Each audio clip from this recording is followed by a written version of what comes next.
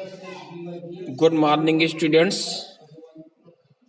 और आज हम लोग पुनः कक्षा 8 सोशल स्टडी के क्लास में कुछ अपने टॉपिक्स को कवर करेंगे।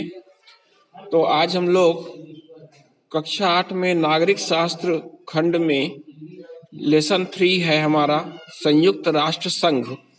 और इस संयुक्त राष्ट्र संघ में हम लोगों ने कुछ टॉपिक पढ़े थे, जिसमें हम लोग सुरक्षा परिषद पढ़ रहे थे और ये हो गया था संयुक्त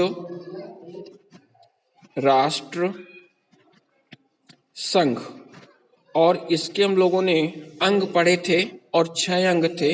इन 6 अंगों में हम लोगों ने ये भी पढ़ा था कि कौन कौन से अंग हैं, जिसमें महासभा, सुरक्षा परिषद, आर्थिक एवं सामाजिक परिषद, संरक्षण परिषद, अंतर्राष्ट्रीय न्यायालय और सचिवालय। ये 6 अंग संयुक्त राष्ट्र संघ के हैं। और इसमें हम लोगों ने लास्ट टर्न में सुरक्षा परिषद और महासभा के बारे में हम लोग पढ़ चुके हैं। अब आज हम लोग देखते हैं इसके अगले अंग के बारे में, और ये है हमारा आर्थिक और सामाजिक परिषद। आर्थिक और सामाजिक परिषद। आर्थिक और सामाजिक परिषद ये सुरक्षा परिषद का भी एक अंग है ये। और ये जो है ये आपका जो संयुक्त राष्ट्र संघ है, इसमें आर्थिक और सामाजिक परिषद है। इसका जो उद्देश्य है, इसमें क्या है, ये आर्थिक, अंतर्राष्ट्रीय रूप से सामाजिक और स्वास्थ्य संबंधी समस्याओं का समाधान भी करता है ये। और इसका मेन उद्देश्य ये भी है कि जो जाति, भाषा या धर्म के आधार पे कभी भी कोई भी भेदभाव किसी देश के साथ में नहीं किया जाए, सभी का एक दूसरे के प्रति सम्मान हो। और इसीलिए क्या होता है, 10 दिसंबर, ये आपको याद रखना पड़ेगा कि जो 10 दिसंबर होता है, उस 10 दिसंबर को कुछ मनाया जाता है। बताइए क्या मनाया जाता है 10 दिसंबर को? 10 दिसंबर 1948 में मानव अधिकार की घोषणा भी इसी परिषद ने की थी। मानवाधिकार दिवस है ना, 10 दिसंबर। ये चीज हमको ध्यान रखनी है। इसके बाद जो दूसरा हमारे पास अंग है संयुक्त राष्ट्र संघ का, उसको कहते हैं संरक्षण परिषद। संरक्षण परिषद। अब ये जो आपकी संरक्षण परिषद है, इसकी खास बात क्या है कि जिस समय विश्व युद्ध हुआ था, उसके बाद कुछ ऐसे राष्ट्र थे, लगभग 11 ऐसे राष्ट्र थे जिन पे दूसरे देश का शासन चल रहा था। तो अब संरक्षण परिषद का उद्देश्य क्या था कि इन राज्यों को स्वतंत्र कराना, और इन राज्यों को उसने स्वतंत्र भी कराया। तो ये संरक्षण परिषद का ये कार्य होता है। इसके बाद अब इसका एक अंग संयुक्त राष्ट्र संघ का एक अंग और है, जो जिसको हम लोग कहते हैं अंतरराष्ट्रीय अंतरराष्ट्रीय न्यायालय। न्यायालय है ना, ये अंतरराष्ट्रीय न्यायालय, नाम आप सुन चुके होंगे।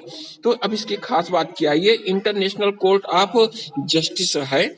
और इसमें जैसे हमारे देश में क्या होता है, कानून का पालन कराने के लिए न्यायपालिका होती है ना, उस हाई कोर्ट होता है, सुप्रीम कोर्ट होता है।